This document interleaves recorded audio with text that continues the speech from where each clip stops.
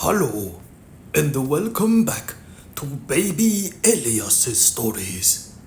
We now return to the Meiji Guillotine murders by Fūtarō Yamada, translated by Bryan Karetnyk.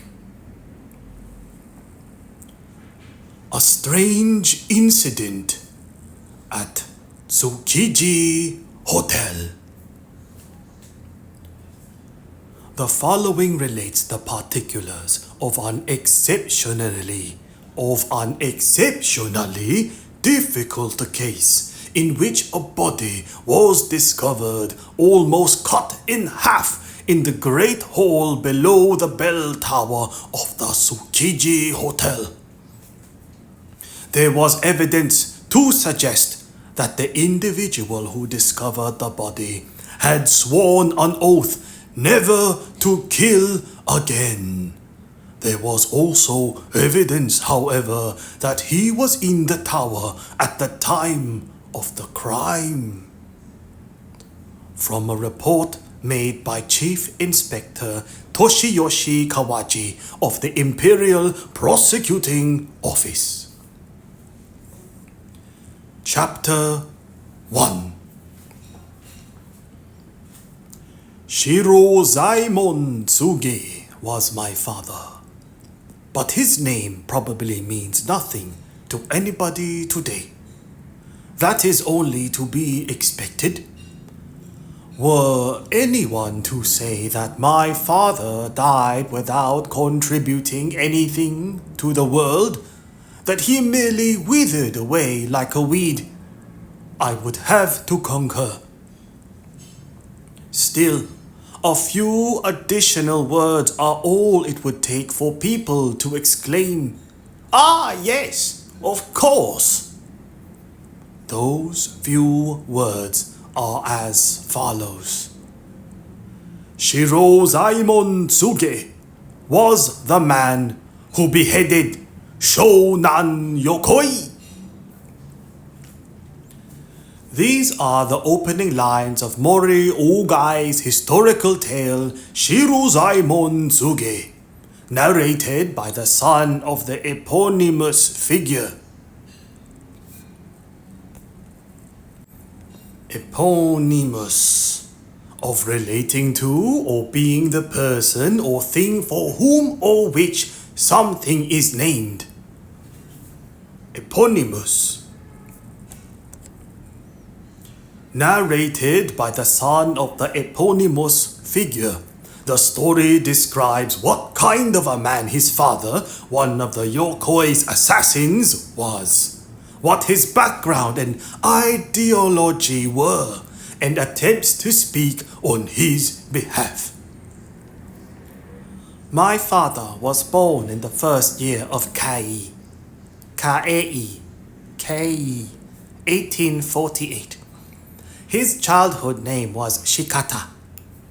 It says, hence, when the assassination took place in the second year of Meiji, he would have been a young man of only 21. Ogai goes on to tell how Tsugi, who was born to the village headsman in Okitamura in Bizen Province's Jodo County, had been strongly influenced in the days of his youth by the calls to expel the barbarians, and had come to believe that it was an act of treason to bow down before the menace of the black ships. How, having learnt the art of swordsmanship, he became what was known as a shishi, a self-styled man of high purpose, whose only aim was to serve the emperor, and found like-minded comrades including Rippu Ueda, Tokuzo Yanagida, Matanojo Kashima, Rikyo Maeoka, and Toneo Nakai. And finally, how he had come to plot the assassination of Shonan Yokoi, who had long been seen as a believer in the Christian faith. He has the following to say about that fateful day.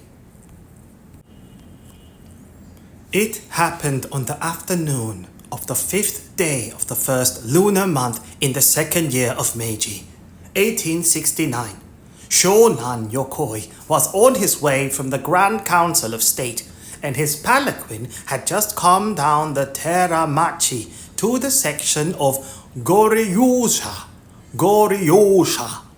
Flanking both sides of the palanquin were his followers, Sukenojo Yokoyama and Shikanosuke Shizomu, in addition to 2 attendants, Yujiro Ueno and Hinzaburo Matsumara.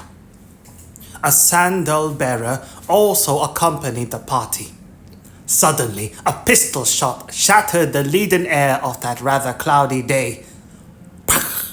From between 2 merchants' houses, half a dozen warriors stepped out, drawing their swords in unison. Ogai goes on to describe how the group of assassins crossed swords with Yokoi's followers, who were ready for this eventuality and stood their ground, and how Yokoi himself even stepped out of his palanquin, drew his weapon, and engaged Tsuge in a sword fight. Met by Yokoi's unexpected resistance, Jirōmasa fled. Ogai writes, finally, under the vicious onslaught of Jirōmasa's blade, the dagger was knocked from Yokoi's hand, and Jirōmasa quickly seized the opportunity. He shoved Yokoi to the ground, took hold of his top knot, and beheaded him. Tsuge then ran off with his head. Meanwhile, Yokoi's disciple Shimozu, undaunted by the gash on his forehead administered by Yanagida, earlier on, ended a hard-fought struggle by making a deep gash in one of Yanagida's shoulders, whereupon, unable to bear the pain, Yanagida slumped to the ground. It was just then that Shimozu saw Jirōmasa take his master's head and flee the scene. So he abandoned Yanagida and set off in pursuit of Jirōmasa. Pursued in this fashion, Tsuge then threw away Yokoi's head and at last managed to escape. Now, the first case in which Chief Inspectors Kazuki and Kawaji would compete was tied up in events that resulted from the sorry fate of Shonan Yokoi. His assassination, of course, was a tragedy for all those concerned, but it also gave rise to another incident that was an extraordinary and absurd tragicomedy. All this will be revealed in due course, but for now, let us say only that this is where the figures that appear in the following tale have their origins. Chapter 2. A little after noon on the 23rd day of the 11th lunar month, Kazuki and Kawaji, having just arrived at the Imperial Prosecuting Office, were taking tea in the room that served as their office. Just then their superior, Deputy Commissioner Kunai Nagasaka, came in accompanied by Deputy Inspector Tetsuma Sugi, inquiring whether they might see the infamous guillotine for themselves. The French contraption was stored away in a hut that had been erected on the execution ground at the Kodenma Cho jail. When Kazuki cheerfully asked whether they would care to see it right away. Their answer was an eager yes. After a brief pause, Kazuki looked his superior in the eye and said, "Actually, sir, maybe it would be better if you waited a little while." Nagasaka was in his mid-40s with a balding pate and a face as full and round as that of Ebisu, the god of fishing and good fortune. He was good-natured and popular, but he could be rash, which caused much laughter in the office. And he made a lot of mistakes, which could not be laughed off so easily. Though he held the rank of deputy commissioner, his reports were forever filled with the most preposterous errors. Nevertheless, his suaveness always saw him through such mishaps, and he was truly a ray of light in the ordinarily gloomy office. No, said Nagasaka, turning to Sugi. "We'd really like to see it." Sugi was a man of 30, tall and sinewy, full of sinews, such as tough, stringy, strong. Sinewy. Synonyms include brawny, muscular, rugged, strong. Sinewy. Sugi was a man of 30, tall and sinewy, and with a steel blue tinge to his complexion, made a rather grim impression. Though he was only a deputy inspector, he was said to be exceptionally capable. Being of the Hosokawa clan, both men hailed from Higo domain, and that summer they had been transferred from the Imperial Prosecuting Office's branch in Kyoto. "We'd like to see just how good this guillotine really is," said Sugi. Kazuki looked doubtful. "If it's a demonstration you're after, I don't think we have any criminals whose execution has been authorized." "A bundle of straw will suffice," said Sugi. "I've taken the liberty of bringing some with us." It seemed rather presumptuous of the man to have arranged this without even asking Kazuki's permission. But he broke into a smile and said, "In that case, let's go. Kawaji, will you join us?" Kawaji nodded. The four left the office via the back door, and as they passed through the gardens, Sugi picked up a large bundle of straw, neatly and securely bound. Then, just outside the red gate, they caught sight of two figures, one large and one small, both remonstrating with the guard. Looking their way, one of the figures said in a loud voice, "Hey, isn't that Nagasaka-san?" Startled by this, Nagasaka and Sugi stopped in their tracks. "And there's Sugi!" the other one growled. With a look of resignation, the two men then approached the group. "What are you doing here, Kawakami?" asked Nagasaka. "Petitioning for clemency for Shonan Yokoi's assassins," the man replied. He was small, slight, and must have been in his mid-30s. With his paler complexion and quiet manner, he had the air of a scholar. "So this is where you've been hiding. While I've been dealing with these fine people, couldn't you put in a word for me? I simply must see the director." "Surely you don't mean..." "What? You? Meet Lord Kujo?" Nagasaka's eyes widened. He spread his hands as if to say that it was a ludicrous idea. "For one thing, his lordship doesn't ordinarily come to the office." "Well, in that case, I'll see his deputy. That won't be easy. Besides, the Imperial Prosecuting Office can't be expected to take up each and every petition made by an outsider without an introduction. Isn't that so, Kawaji? He turned to his colleague, looking for help. Kawaji and Kazuki stepped forward and were introduced by Nagasaka.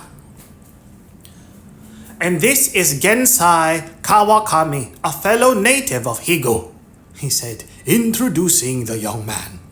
Before adding with a note of deference, he is the one who killed Shozan Sakuma.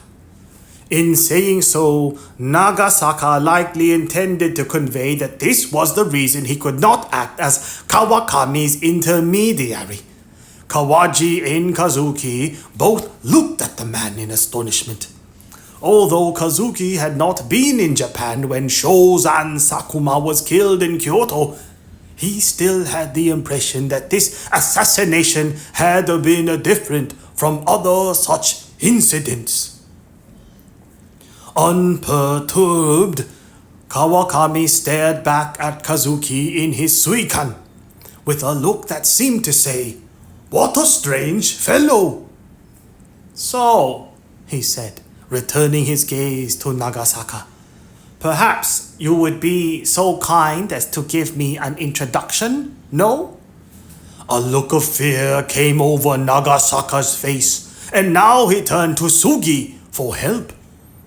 Kazuki and Kawaji saw Sugi exchange an uncomfortable look with Kawakami's companion.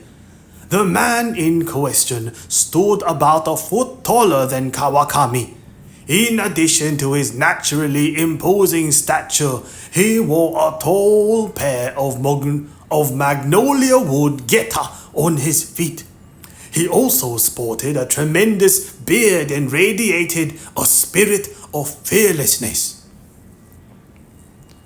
"You must be Tetsuma Sugi," said the man in a deep voice. "Was it you who killed my brother?" "Kill him? I didn't kill your brother," said Sugi with a look of defiance. "But, then again, your brother committed seppuku. I merely helped him." "Helped him?" The young man wearing geta had a terrible gleam in his eye.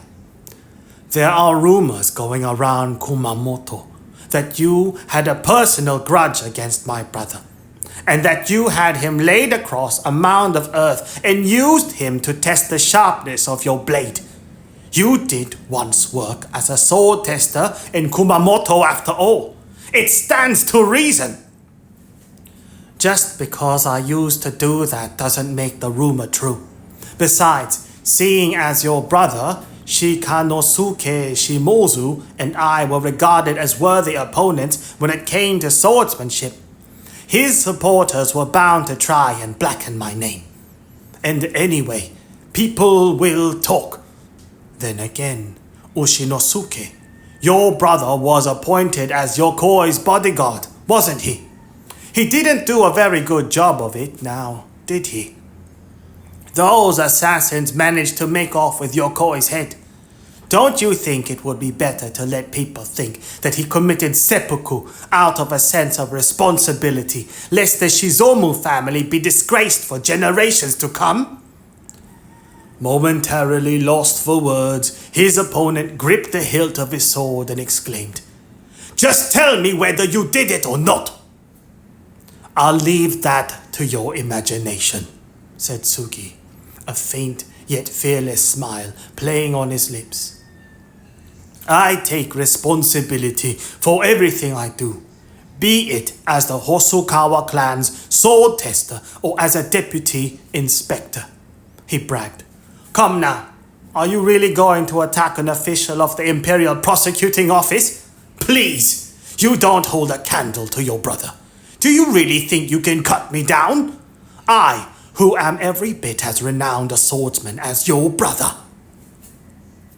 Sugi threw down the bundle of straw that he was carrying and clutched his own sword. "Wait, wait!" cried out Nagasaka, who had until then been looking on helplessly. "Shizomu, You've come here to file a petition, not to get into an altercation with an official.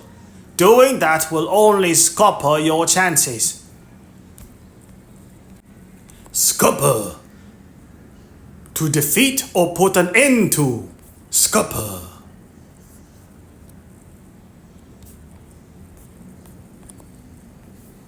You've come here to file a petition, not to get into an altercation with an official.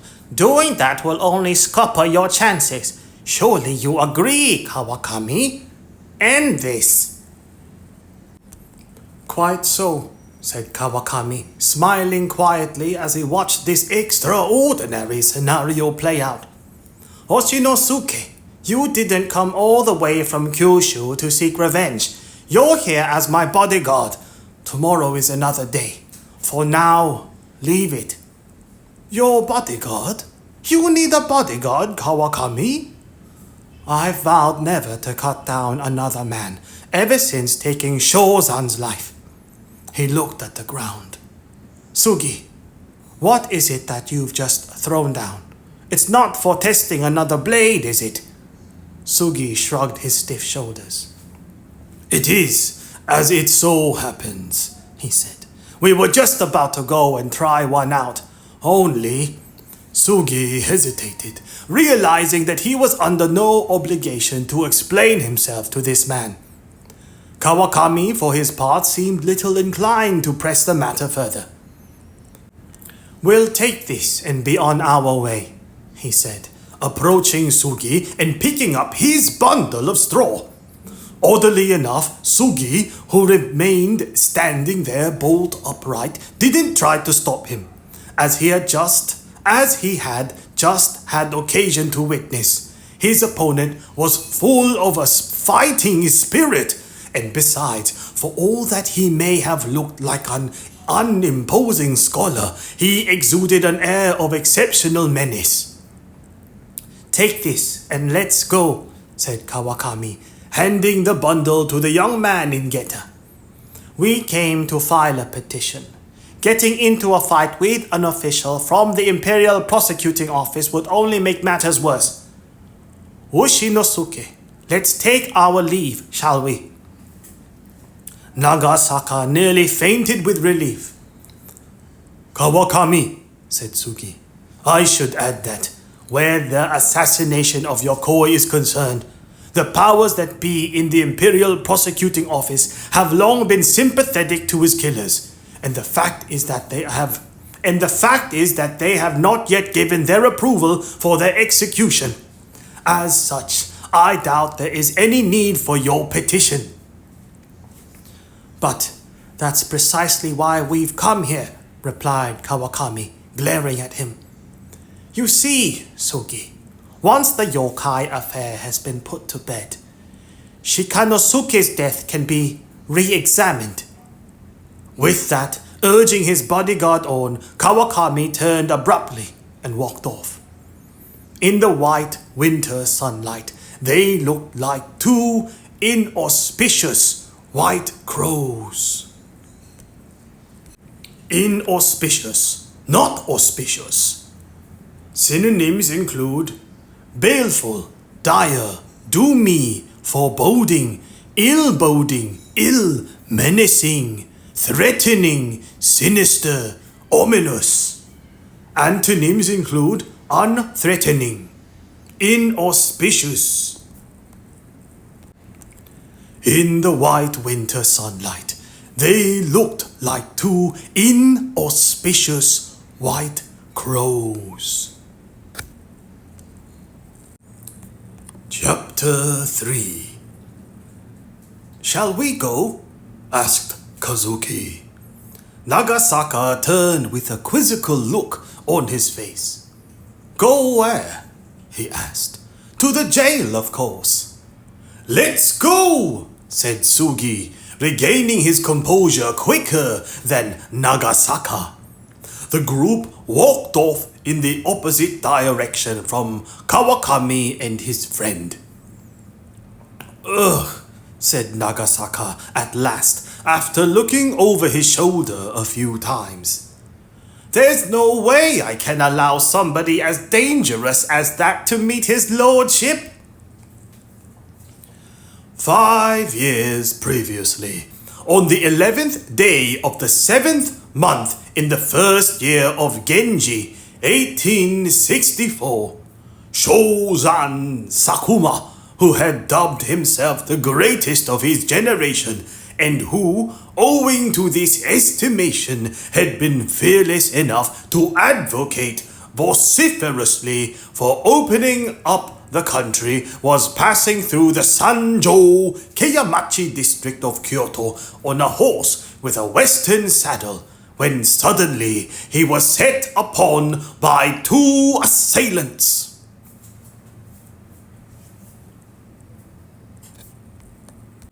Vociferous, marked by or given to vehement, insistent outcry. Synonyms include blatant, caterwauling, clamant, clamorous, obstreperous, squawking, yapping. Vociferous.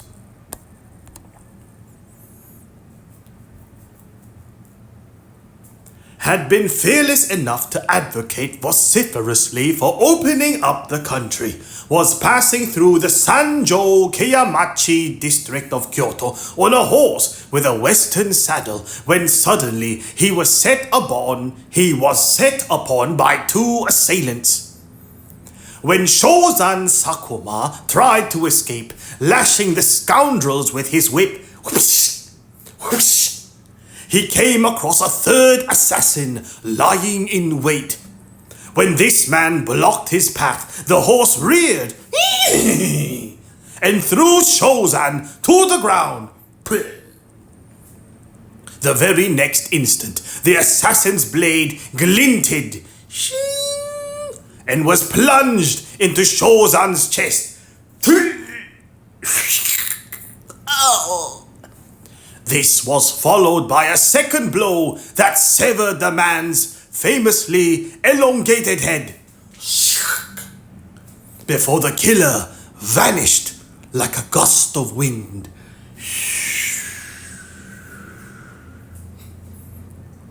Keishiro Kazuki had been well aware that the assassin was a man from Higo by the name of Gensai Kawakami. But if he killed Shōzan, an advocate of opening up the country, said Kazuki, isn't it only natural that Kaida and his supporters will consider him to have been even more justified than Shōnan's assassins?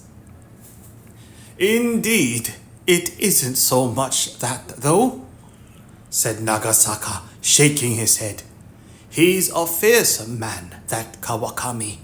After all, it's not for nothing that in Kyoto they used to call him Cutthroat Gensai. It was said that once, when a group of loyalist samurai were drinking at a restaurant, one of them expressed their indignation over a certain somebody who worked for the military commissioner of Kyoto.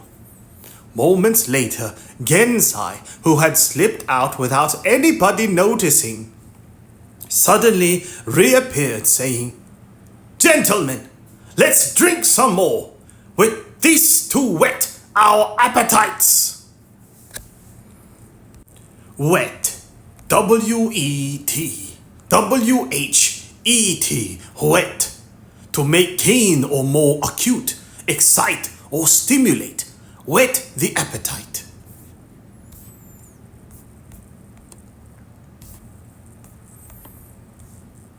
With this to whet our appetites. And with that, he apparently threw down the freshly severed head of the official who had just been mentioned. You'd never know it just by looking at him. That's what makes him all the more impressive. Quite. You understand why I wouldn't allow his petition to reach the level of his lordship, don't you? Introducing a man like that would do no good for the people of Higo further down the line. Such was the conversation as they made their way to Kodenma-cho. The warriors of the Hosokawa clan were always tremendously loyal to the emperor. So, by rights, they should get on well in today's world. But it seems our man is rather contrary and is displeased with the way the new government is doing things. Last I heard, he was in a place called Tsurusaki in Bungo province, a Hosokawa enclave, where he was sent to keep him out of trouble. However, I also heard a rumor that he was up to something, gathering disaffected elements, but I doubt he'd come all the way to Tokyo to stir up trouble. Yokoi must have been quite a big name in Higo. Doesn't it strike you as odd that Kawakami would come all the way from Kyushu to plead for the lives of his killers? He's from Higo as well, after all. He's an old-style fanatic, with a touch of madness about him too. Come to think of it, for all that Kawakami seemed so quiet at first glance, when you looked at his face, you could not fail to mark an eerie shadow cast over it, as though he had been possessed.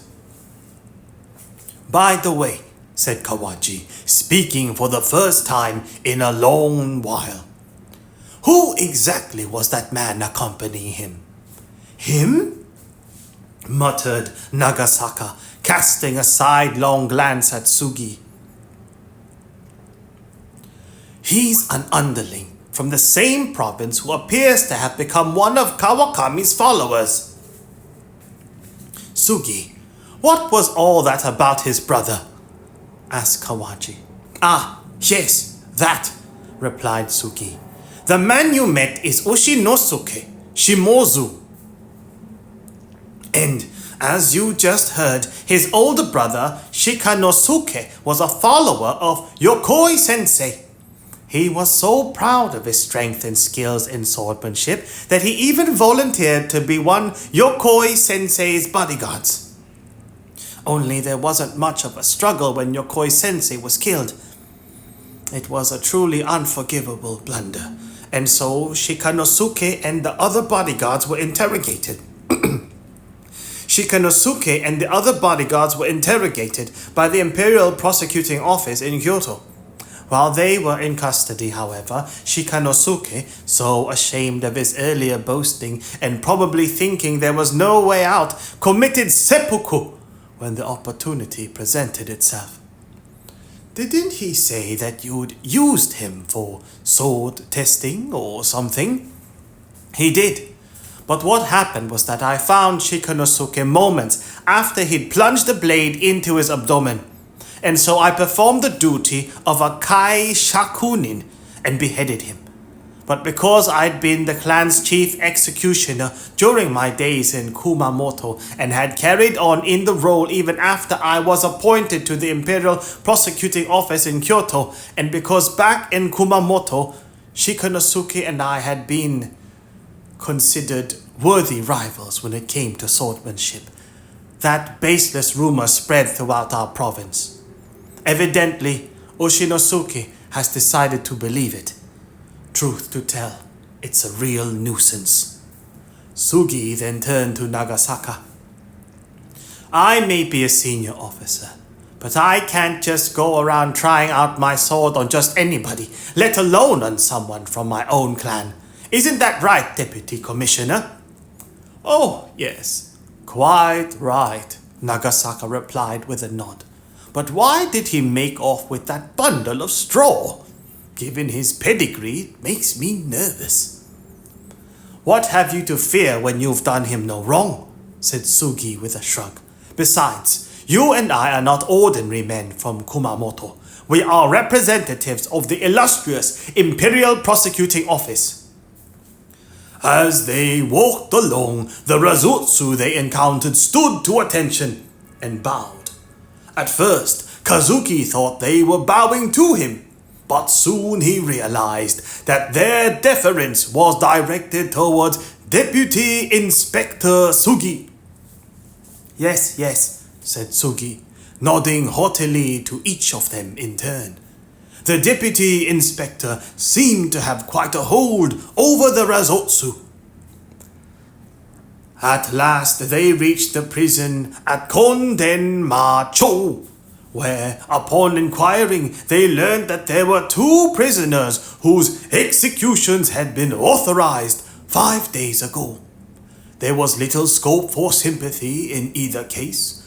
One was a man who had broken into a merchant's house to, quote-unquote, commandeer funds for an anti-government movement, killing 3 people in the process, while the other was a woman who envied her neighbors' good fortune so much that she had killed their little girl by throwing her down a well. Ordinarily, the chief headsman, Fūtarō Yamada the 7th, who had held the post since the old days of the shogunate, would have beheaded them by now. But he had been laid low with ill health recently, and so the prisoners were still awaiting execution. Since the bundle of straw is no longer necessary, you may see the guillotine at work, sir, if it so pleases you, said Kazuki. Oh my, said Nagasaka, wincing. You mean for us to see the real thing? Thank you. Even better, said Sugi. The 2 heinous criminals were fetched. This was, in fact, only the 2nd time that the guillotine had been used. Once again, the triangular blade fell, shoo, singing a song of bone and flesh and blood. Sing! It must be terrifically sharp, said Nagasaka. When Kazuki turned around, he saw the deputy commissioner slumped down on the ground and looking deathly pale. Yes, indeed, said Sugi, with a look of wonder in his eye. Presently, however, he cocked his head in puzzlement. So, is this how capital punishment is to be meted out from now on? Not necessarily. The gallows has also been proposed, but the decision rests with those in higher places. What is certain, however, is that the old method of beheading by sword is on the way out.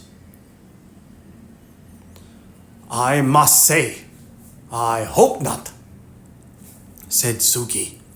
In fact, when I heard about this instrument, I was worried, along with my fellow samurai. But the truth of the matter is that it is far crueler and more heartless an instrument of punishment than I was led to believe. And I doubt it would bring peace of mind to any criminal. However wicked a person may be, they are still a human being. Does our beautiful and ancient Japanese tradition not at least send them into the hereafter with a blade that carries the spirit of the headsman? Kazuki stared at the man intently without uttering a word. Having seen it now with my own eyes, I am ever more convinced that this cannot go unchallenged. Chief Inspector Kazuki, it may be presumptuous of me, but I should like to lay my career on the line and form an anti-guillotine movement with like-minded colleagues. With your permission, that is. Sugi glared at Kazuki and turning to Nagasaka, continued. Don't you agree, Deputy Commissioner? If so, I should like you to take the lead. Still slumped on the ground, Nagasaka opened his mouth to speak, but words failed him as he spluttered and stammered unintelligibly. After Nagasaka and Sugi left the prison, the 2 chief inspectors talked things over. I hope I'm not speaking out of turn, said Kawaji. But are you aware that Sugi has been doing his best to get rid of old Yamada and install himself as the new government's chief headsman? I am indeed aware, said Kazuki with a laugh. In fact, that's why I brought him here, to see what he would say. Fancy wanting to become an executioner! Well, you mightn't think it, but it's apparently quite well paid. Besides, he used to serve as headsman for the Hosokawa clan. If the shoe fits, perhaps he thinks that to become the new government's executioner is the surest and quickest way up the career ladder. Chief Inspector Kawaji's eyes seemed to light up. At any rate, he is extremely competent and popular among his colleagues and the Razotsu. He'll find someone on the least pretext, but won't report it, and then, rather than put the money in his own pocket, he'll treat his colleagues and subordinates. He throws his weight around with his superiors as well, grumbled Kazuki. You mean Nagasaka? The man's incompetent. It isn't just that. I get the distinct impression that Sugi might have something on the deputy commissioner. Now that you mention it, I wondered the same myself. Only Nagasaka's character hasn't damaged his reputation.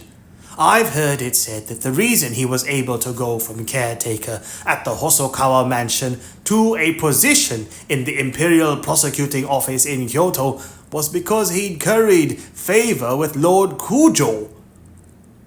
If he leads the call to get rid of the guillotine, then I dare say he's not one to be messed with.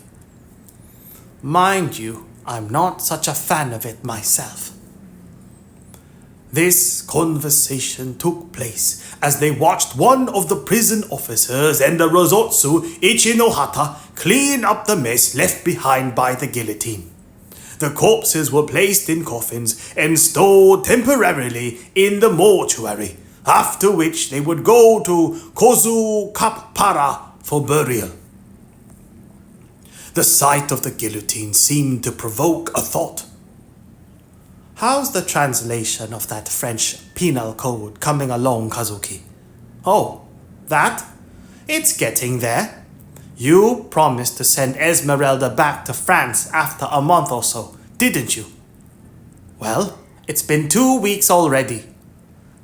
Yes, indeed it has, said Kazuki, with a strange look on his face. Chapter 4.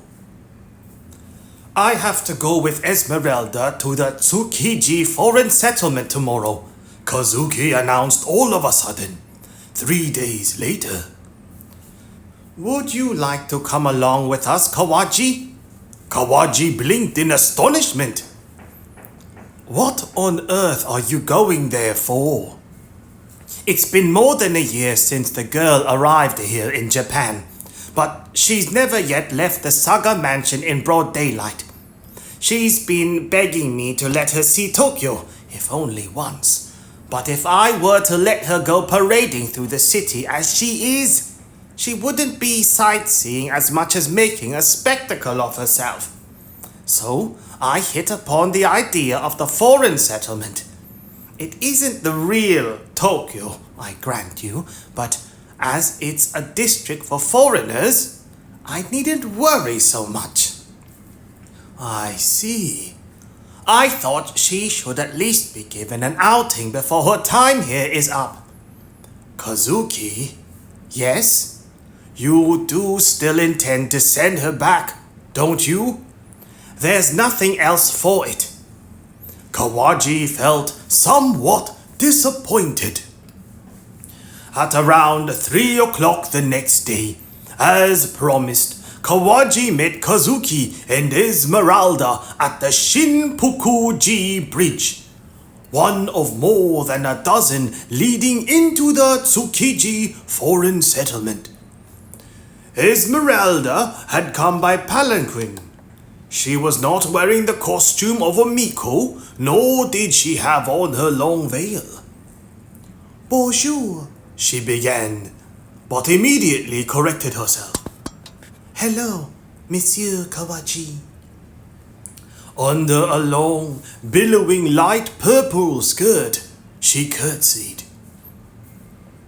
Although her broad bonnet blocked out the winter sunlight, her face, framed by a black lace ribbon tied beneath her chin, seemed to shine a bright white. Though she was a foreigner, she was so captivating that even Kawaji thought her the very picture of beauty. If you were to catch so much as a glimpse of her in passing, you would have guessed that she was in some ways quite childlike and mischievous. Never would it have occurred to you that she could be the daughter of a long line of Parisian executioners. The eastern side of Tsukiji foreign settlement faced the mouth of the Sumida River, but the other three sides were bounded by a series of broad canals, and each of the bridges slung across them had a small sentry hut, where, according to the rules, anybody acting suspiciously could be stopped and questioned. As they entered the foreign settlement, there was, to the right, a narrow canal that enclosed a block of a dozen or so buildings. This was the red light district. As they passed it, Kazuki and Esmeralda began to speak in a foreign tongue. "She's determined to see Shin Shimabara," said Kazuki with a chuckle. They walked along the canal and turned right, coming onto a broad street that was more than 100 feet wide. On the left was a large gate, just like the one in Yoshiwara, and through this gate lay the so-called Shin Shimabara Pleasure Quarter. The shop fronts were grand and impressive, and the vermilion of the lattice work was as vivid as the day it was painted. But the pillars and window bars were all covered in dust, perhaps because it was midday. There were few potential customers to be seen, but there were scarcely any young boys cleaning up either. These were the young servants of the pleasure quarter who had yet to come of age. Plans for the settlement had been drawn up in the closing years of the shogunate and carried out by the new government. It had finally opened in the 11th month of the previous year, and even a pleasure quarter for foreigners had been set up there, as has just been intimated. However, intimated, verb, to communicate delicately and indirectly, a hint, to make known especially publicly or formally, announce, intimated.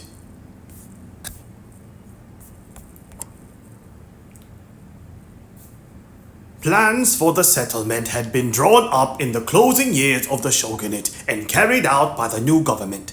It had finally opened in the 11th month of the previous year, and even a pleasure quarter for foreigners had been set up there.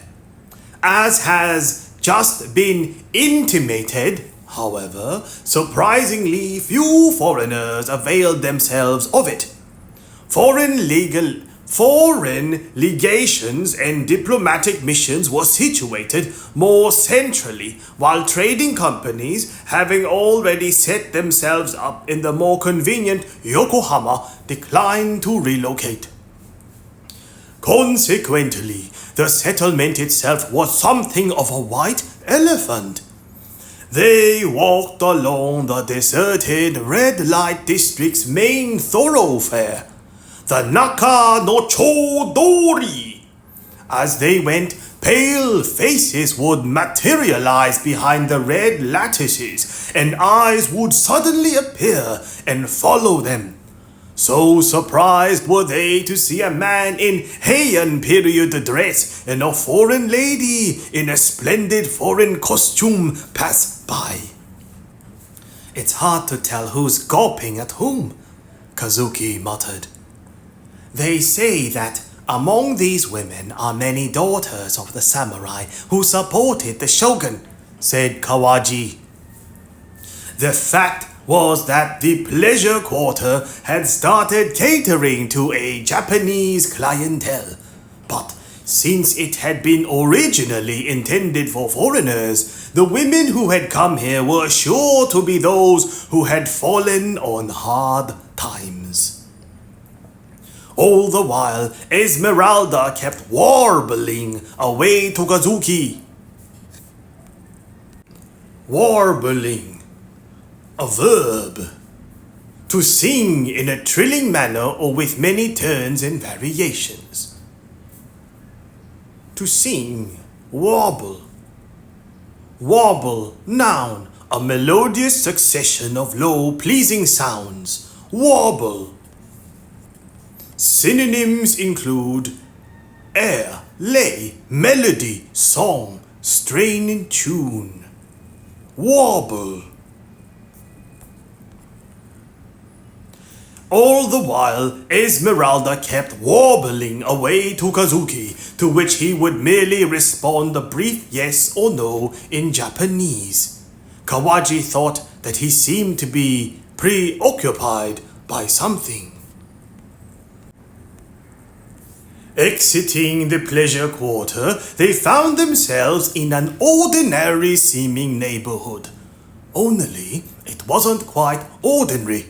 The narrow streets were laid out neatly in the regular grid pattern, and here and there Western-style brick buildings were visible, while the wooden shops had been painted to give them a Western look.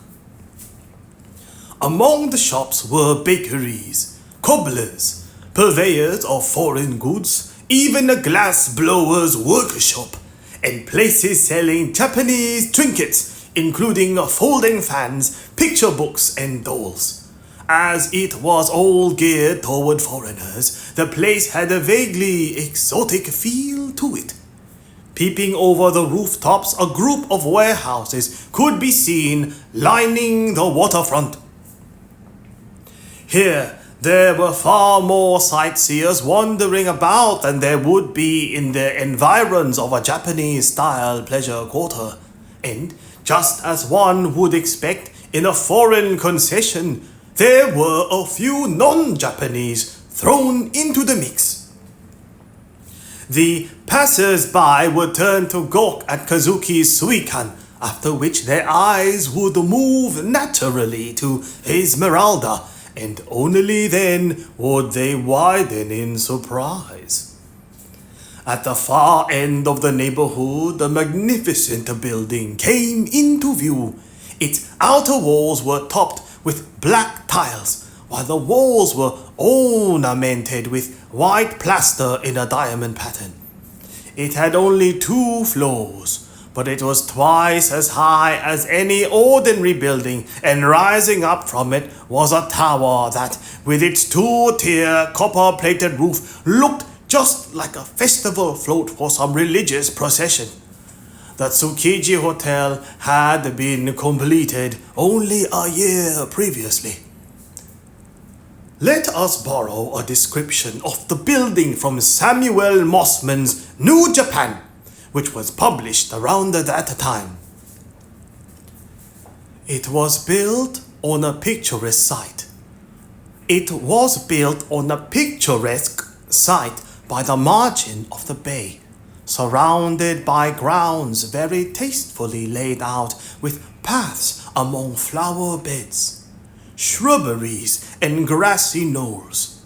The campanile tower 60 feet high, which commanded from its enclosed top an extensive prospect of the capital, now called Tokyo. Campanile, a usually free-standing bell tower, campanile. The campanile tower 60 feet high, which commanded from its enclosed top an extensive prospect of the capital, now called Tokyo, but which will always be named Edo by foreigners. The magnificent Bay of Edo and the native adored mountain of Fujiyama rising grandly in the distance. Here, a foreigner could obtain excellent meals and lodging at the reasonable charge of $3 or 9 itsibus, equal to 13 shillings and 6 pence per diem. Perhaps owing to sightseers, the square in front of the main entrance was strangely crowded. So they went around the side and, after Kawaji had shown his card at the gate there, entered through the garden. There was a total of 102 rooms, 63 on the ground floor and 39 upstairs. Each room came with a fireplace and a veranda, and they were all of them quite splendid. The 3 day trippers were shown around by a porter in navy blue uniform, but Kazuki and Kawaji had seen the building from the outside before, but this was the first time that they had set foot inside it. All the while, Esmeralda kept wobbling away, apparently critiquing various aspects of it. Hardly anybody was staying there, however. There were conspicuously few foreigners, and all the Japanese guests seemed to have come from the provinces. It made the hotel look rather deserted and gave Kawaji the impression of some kind of Western temple, even though he had never seen one. This impression was deepened further by the vast hall in the middle of the hotel. Right in the center of it stood an enormous wooden pillar more than 3 feet in diameter, which rose up all the way to the vaulted ceiling. Around the pillar, a spiral staircase wound its way up to the tower. Esmeralda marveled at it. When she inquired who had built this hotel, she appeared very impressed to hear that it was a Japanese man by the name of Kizuke Shimizu. The hotel, she learnt, was made entirely of wood, and no iron had been used to support the structure. The idea of wrapping a spiral staircase around this thick central pillar as a means of climbing directly up to the high tower was certainly an ingenious one. Led by the porter, the 3 ventured up. The stairs were steep and rather narrow, only 3 feet wide, so 2 people could not walk abreast. On both sides were thin, elegant handrails made of a smooth teak. Round and round they went, all the way up to the top. Mossman set the height of the tower at 60 feet, but in truth it was much higher than that, almost 100 feet to the very top of the roof. Chapter 5. As he reached the top, Kazuki cried out in surprise. "Ah!" Ahead of him were several others, in addition to Deputy Commissioner Nagasaka and Deputy Inspector Sugi. there was a group of half a dozen women and the children, even Jirōmasa Saruki. The others seemed equally surprised to see Kazuki. "Enjoying a spot of sightseeing?" he asked. "Yes," replied Tsuki. "Just got off duty. I found Saruki here at the guardhouse on the Heikurō bridge and asked him to show me around." Still looking bewildered, Saruki bowed. It seemed that Tsugi's authority extended to this Razotsu as well. "My children have been begging me, you see," said Nagasaka amiably. "May I present my family?" His family consisted of an elegant, middle-aged woman, a beautiful daughter of 18 or 19, and what appeared to be her younger siblings, among whom was a sweet-looking young boy of around 5. "And who is?" Their eyes were fixed on Esmeralda. Nagasaka and Tsugi also seemed to have heard about the French girl with whom Kazuki had become involved. But their curiosity soon turned to admiration. After the introductions and pleasantries, Kazuki and his group went immediately over to the east-facing window. On all 4 sides of the tower, there were large glass windows making the shape of a great temple bell, and from the weather vane that crowned the copper roof, chains stretched out to the 4 corners of the eaves, each hoisting several bronze wind chimes, just like on the ancient 5-story pagodas. As they looked out of the window, they could see the wide estuary, and on it a multitude of ships, some stationary, others plying the waters. Most of them were simple barges, but they could also see 4 or 5 paddle steamers and western sailing ships. Further afield lay the island of Tsukuda and the vast blue sea. Kazuki and the others began to move around the windows one by one. Never had they seen a panorama of Tokyo from so high up.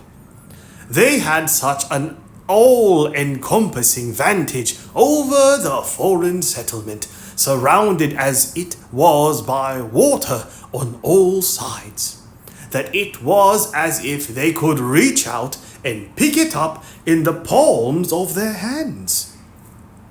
Although it had been renamed Tokyo, it was still, to be sure, the old capital of Edo.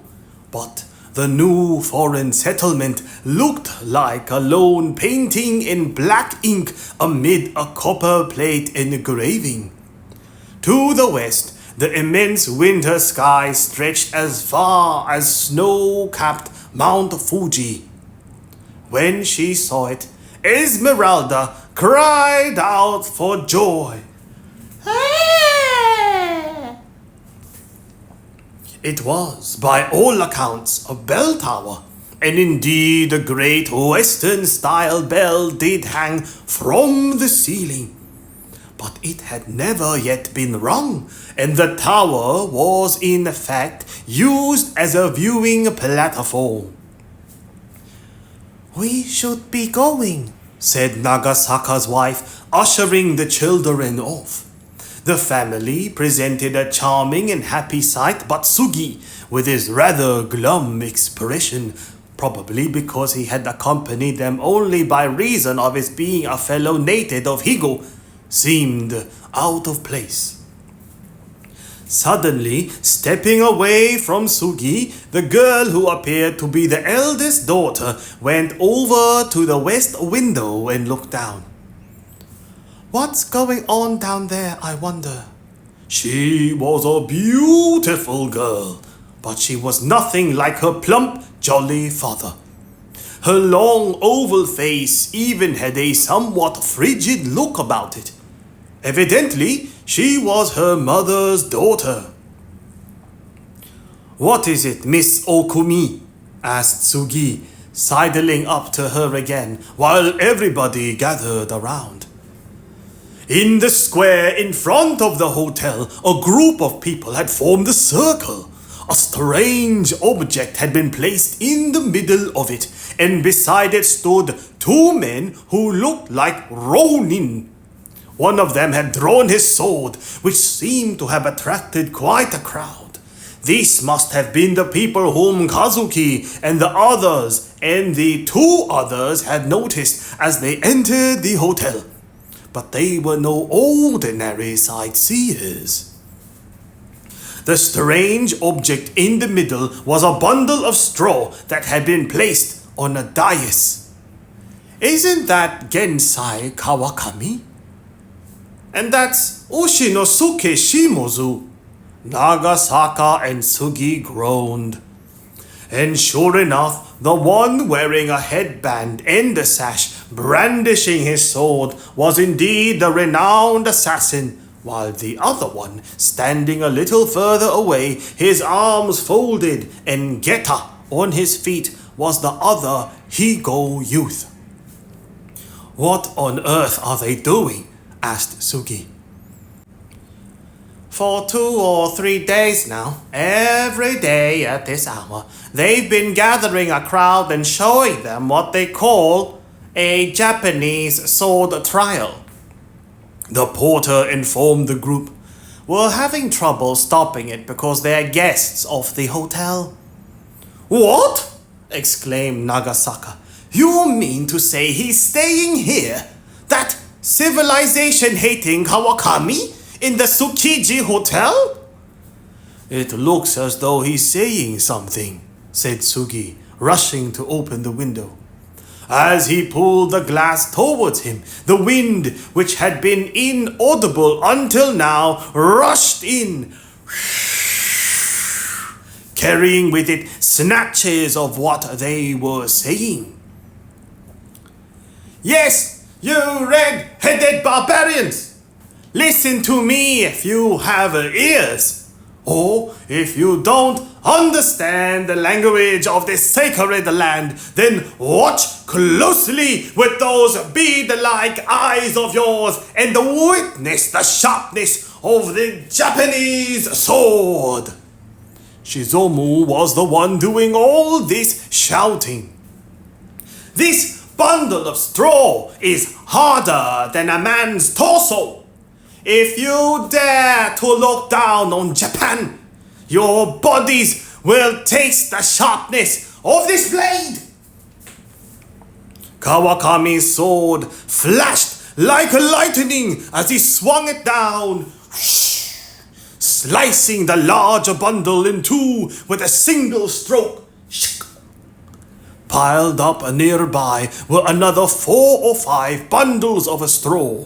They looked very similar to the one snatched from Tsugi.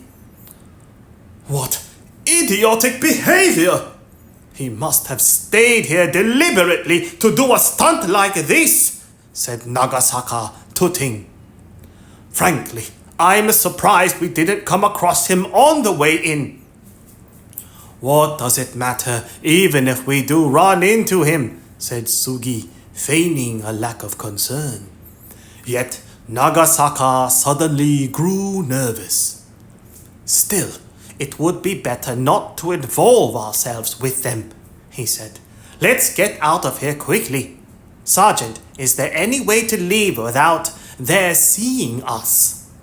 Then, having barely taken their leave of Kazuki and the others, Nagasaka bundled his family off down the spiral staircase.